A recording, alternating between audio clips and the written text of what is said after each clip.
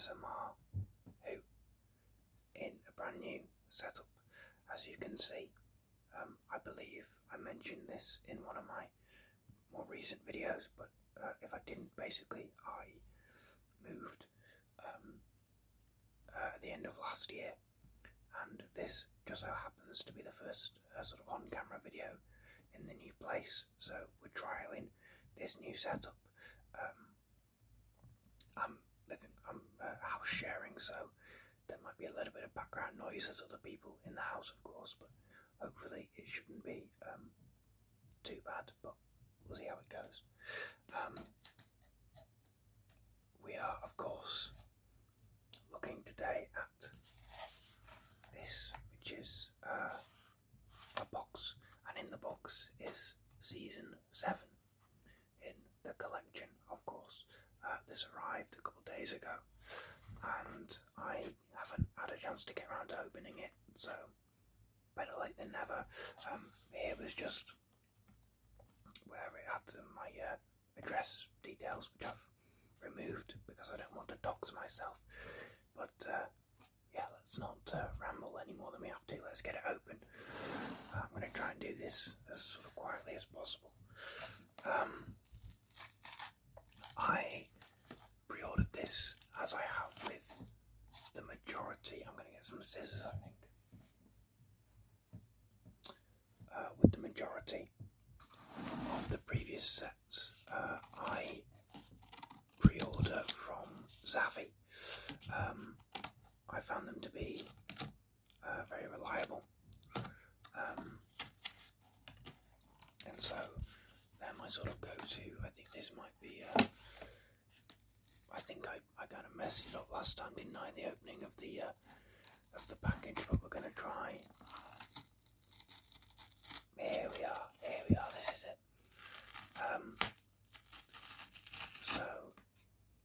Yes, so I have had this on pre-order since it was announced. That was a bit loud. I'm going to have to go from the other side, I think. And yeah, these sets are always exciting to get when we get in a new one. If you were wondering, by the way, if you happened to watch the video unboxing the Blake 7 set, which a surprising number of people did, which was very exciting. I have watched all of that series, and I really enjoyed it. I have seen a listing for Series 2 in that set, that sort of range of like 7.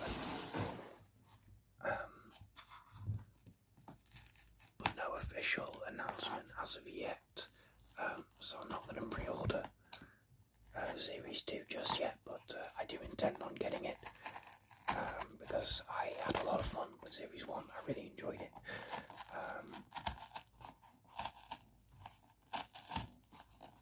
So I have seen, of course there are 4 stories in this season. I have seen one of them, and that's Doctor Who and the Silurians, and the other 3 are brand new to me, so we're opening it up, and here we have the wonderful vibrant colours of John Pertwee there. You can see the reflection in my light there. So, of course, John Pertwee, this is the autumn thing, right? And I think this is sort of the Nestine from Spearhead. And of course, you've got an Auton, a Silurian, a Primord from Inferno, and the Mars Probe Ambassador, I think is what you would call that, from the Ambassadors of Death. I'm very excited to check out those 3 stories that I've not seen. This is a very well regarded and well loved season,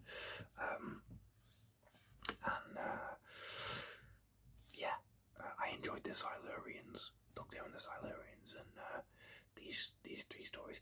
I have a feeling that I'm going to like Spearhead from Space. Everyone raves about that, and I think I'm going to really like Ambassadors of Death, and I'm going to like Inferno, but not love it as much as a lot of other people seem to. That's kind of my prediction based on, I don't know, just gut feeling. And of course you've got, I'm going to take actually this wrapping off because it's going to reflect the light. So we'll get that off, just so there's not so much glare, and we can kind of have a better look at this. Oh, if I can do that again, try and do it somewhat quietly, not with much success. I'm a little bit out of practice at these, I think.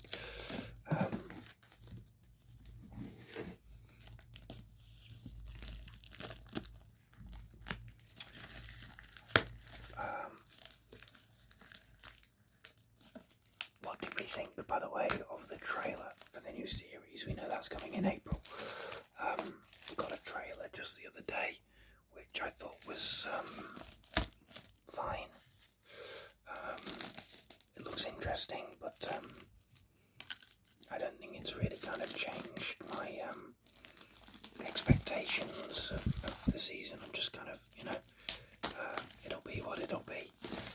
But it looked fun and a little bit kind of darker than the last series, and seems like we're going to have a bit more conflict between the Doctor and the companion, which is great. So yeah, could be interesting. We'll take a look at some of the features. You've got the new Terror of the Suburbs, a number of documentaries. Terror of the Suburbs, Lucky 13, Looking for Mac, Splendid Chap. They're all very exciting. They've got John Levine in Conversation, of course, Behind the Sofa, one of my favourite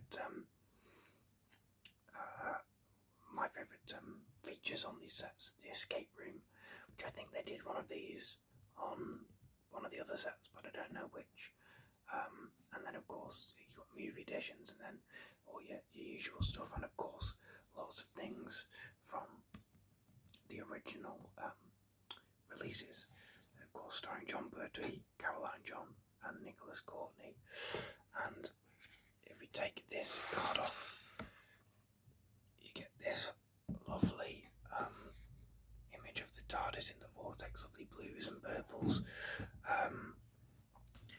One would assume that this is from Spearhead or Inferno. No, it's got to be Spearhead, because he doesn't have the TARDIS in this season basically at all. So this would be, maybe this is just like a general mock-up of the TARDIS in the vortex. Looks very new series, to be honest, but it's a beautiful, as always, the artwork from Lee Binding is gorgeous.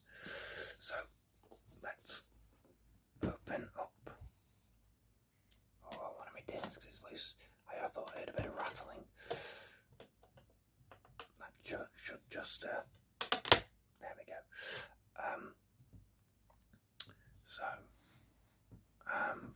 We'll go here first. So you've got this, which is the Doctor falling out of the TARDIS. This is from the start of Spearhead in Space, so he's here in the second Doctor's attire, and there is, I can spot a little, if that'll focus, a little Auton hiding in the background there. So that's very fun. Can you see inside the TARDIS? Not really. But I like the kind of sunlight effect that's going on here as well.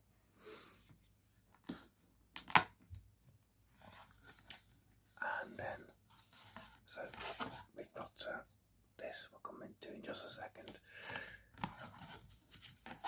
You've got the booklet cover here, which we've already seen a brief look of from the Silurians, with a couple of Silurians here, and on the back is a dinosaur. So no autograph pictures or anything.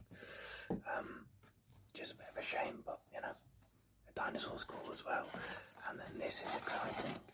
So this is kind of the Doctor's makeshift TARDIS area. Presumably this is from mostly Inferno. I know that was the one where travels into the alternate dimension. So we'll take a brief look at this. More exciting products from Doctor Who. What are we looking at the moment? So of course the Third Doctor on audio. This is the brain drain, I think. You've got Titan Comics. Good old Titan Comics. You've got the Lost in Time mobile game. Audio books and novels and such from based around sort of season 7. That's interesting. You've got the 15th Doctor's Sonic Screwdriver from Character Options. You've got this book, which could be interesting. A little bit curious that it seems to be invasions of Earth, and they've included shots of weeping angels from a story that is not set on Earth. That looks like flesh and stone to me, but okay. This sort of build a Dalek, one piece per issue magazine sort of thing, which is somewhat curious.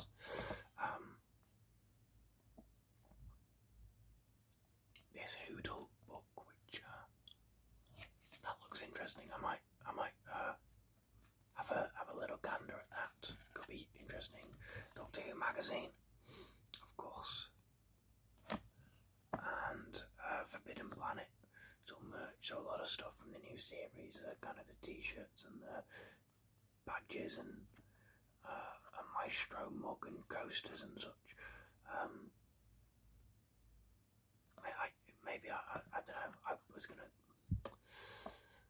I wouldn't mind getting some stuff like this, but I don't know that there's anything from the most recent series that I really liked enough personally. But so that's that. And then let's get into the booklet.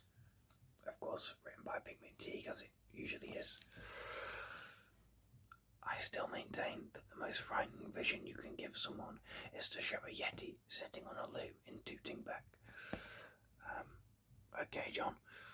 So this is him from season 7 with a couple of season 7 monsters, a Silurian there and a spaceman, but of course some Patrick Troughton monsters. You've got a Yeti, of course, a Cyberman lurking in the back, of course. John Bertie never faced a Cyberman until the 5 Doctors, and I think this looks like an Ice Warrior, just back here behind the Yeti, who of course show up in the Curse of Peladon and the Monster of Peladon. Down to Earth, welcome to season 7. Doctor Who might have ended in 1969. In a parallel world, Patrick Troughton's final season may have been the last we ever saw of the Doctor and the TARDIS, but despite flagging viewing figures and a belief within the BBC that the programme had had its day, a new season was commissioned when suggested replacement series fell through. I won't read all of this, of course, but it's very interesting. I love reading these booklets, and this, for a season with only 4 stories, is a pretty hefty booklet. So, Spearhead from Space, very, very excited to watch this. I'm going to try and watch it this evening, I think. And of course you get sprinklings of Lee binding artwork throughout the booklet as well, which is always nice. Lots and lots of production information and development and stuff on Spearhead from Space. Doctor Who and the Silurians. I really love the fact as well that they've not decided to call it the Silurians. It's Doctor Who and the Silurians, which is silly, but that's what it's called. So this has got 2 discs. First disc has got the story, the episodes, and then the commentary, and some of these other things you've got behind the sofa. You've got What Lies Beneath documentary. You've got locations on target. Some of these might be from the original release, and then on the second disc you've got the Nicholas Courtney tribute, Looking for Mac, which is Malcolm Hulk, and the Cave Monsters. a 90-minute movie edition of The Silurians, exclusive to Blu-ray. Of course, The Cave Monsters is also what the Target novelisation of this story was called, which I do own, and I have read the prologue, I think, but I've not read the full thing. Some more wonderful binding artwork there. As I say, I've watched this story before, a couple of years ago, I think. I will watch it again. I do with most of the whenever I get these sets now, I watch the entire season all the way through, which I didn't originally when I started getting them. When it was seasons I had seen some stories from, I would sort of pick and choose. Season 19, I went all over the place. But now I just watch them all the way through, even if there are stories that I've previously seen, because a lot of the time there'll be stories that I haven't seen in a few years anyway. So. The Ambassadors of Death. I think this is the one I'm kind of most excited to watch, because it's the one that people talk about the least, and it just intrigues me. The premise intrigues me, so I'm excited for this. Lots of photos here. You got the. I think these are such kind of vivid, very simple costumes, but they're really kind of. There's a creepiness to them. I think they're very effective, certainly in stills and stuff, from what I've seen. And Inferno, which is on 3 discs, it seems. So you've got, of course, on the first of 3 discs, you've got, one would presume, all the episodes. You've also got an extended episode 5. I will probably watch.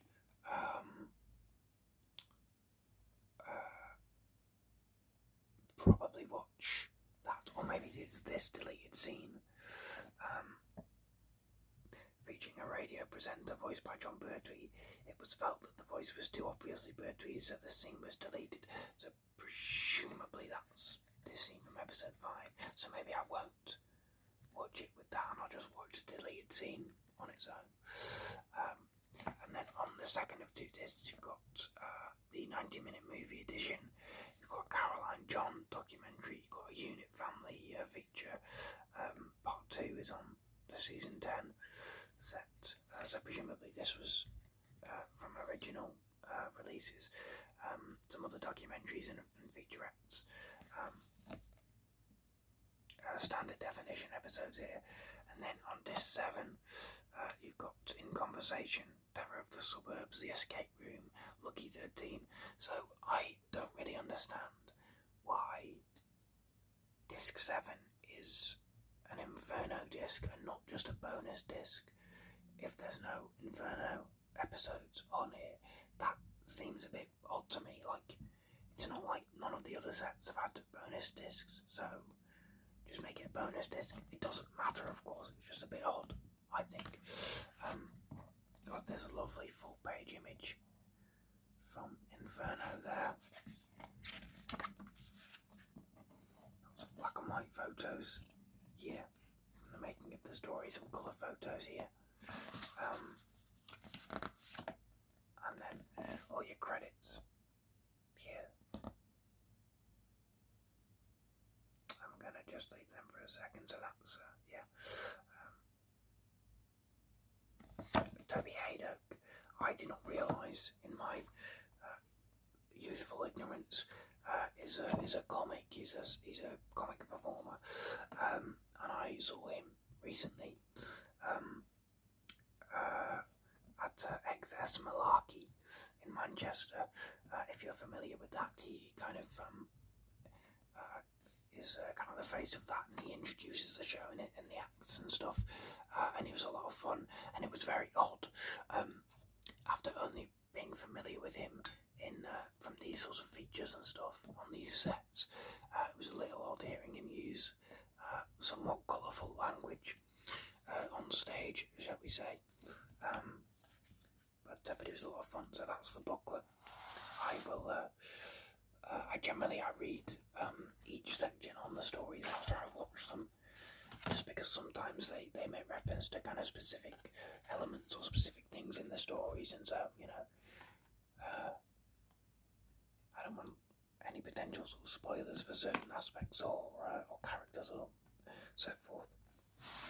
And then the discs. So disc 1 here, Spearhead from Space. So of course you've got a lovely shot of the Doctor, Liz and some Autons, a packed disc there, but that's a great kind of hero shot. That looks like a kind of poster for a modern movie almost. That's wonderful, wonderful stuff there. Press it down in. Disc 2 is Doctor Who and the Silurians, of course. That's grab that.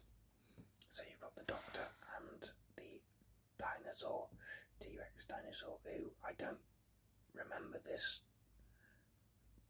much from the story. I know it's in it, but I don't really recall it. I don't think it's in it much, is it?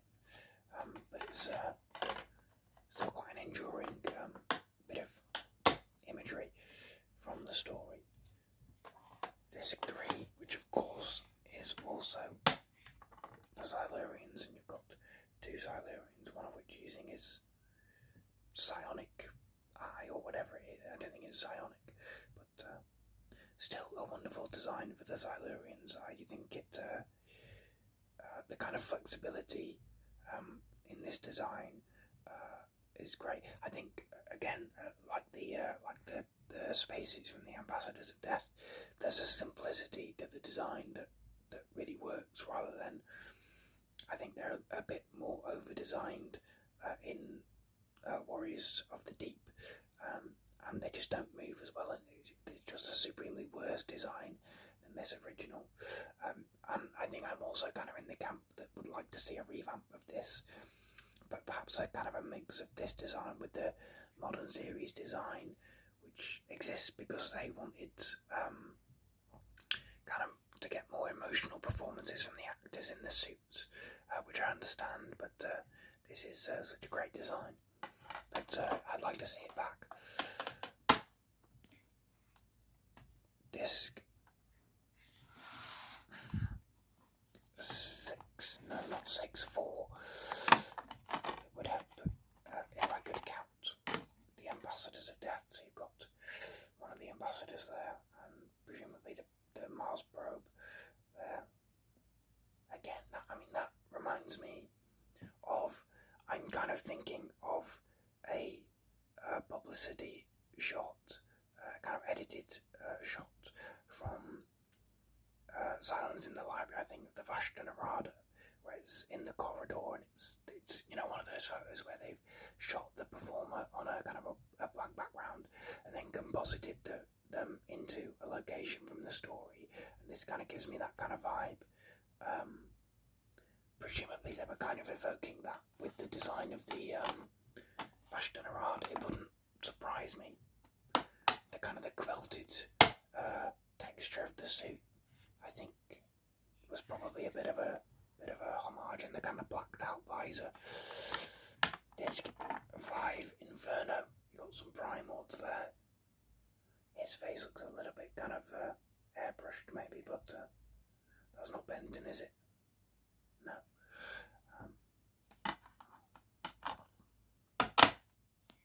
Well, that was a little bit louder than intended. I do apologise.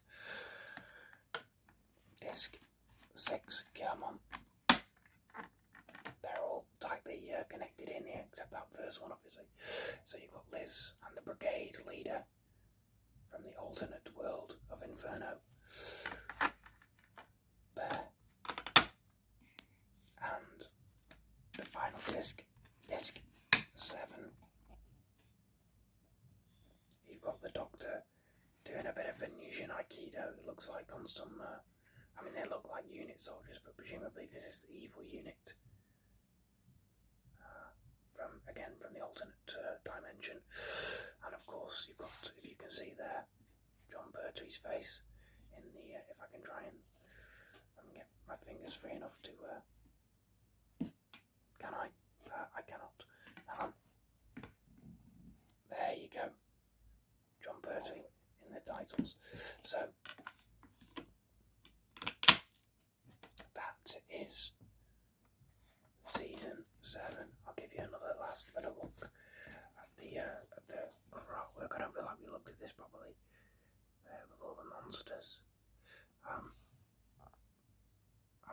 himself there. So this is exciting. Season 7 was exciting. I did not expect this to be the next set after the previous one, which was season 15. Wasn't it? Yeah, I'm sure it was season 15.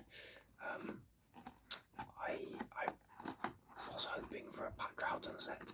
I'm still hoping for a Pat Troughton set. I feel like, you know, season 6 should come soon. Oh no, it was 25 was the previous set, wasn't it? Not 15. But yeah, I think we desperately need a Patrick Troughton set. If not next, then very soon, because I don't think you don't want to leave them all to the end. So hopefully we'll get that next. But of course we'll get them all eventually. There's no rush at all. It's great to get every single season, and season 7 is such a well-regarded and such a beloved season of the show that I'm really excited to dive into it. So yes, that's it. Basically, I'm going to stand this up. I'll try to do a little bit. We might need to kind of figure out the best way for this. There we go. That's a bit better. With this new sort of setup, we'll figure it out together. But yeah, I hope you enjoyed this video, this unboxing. Have you got this set? Are you excited? Have you seen season 7? What is your favourite story? You could even do a little ranking if you wanted to. I know it's a well-loved season, so I'm very excited to crack into it properly. But yes, thank you very much for watching. It's been a while since I've been on camera with a physical thing.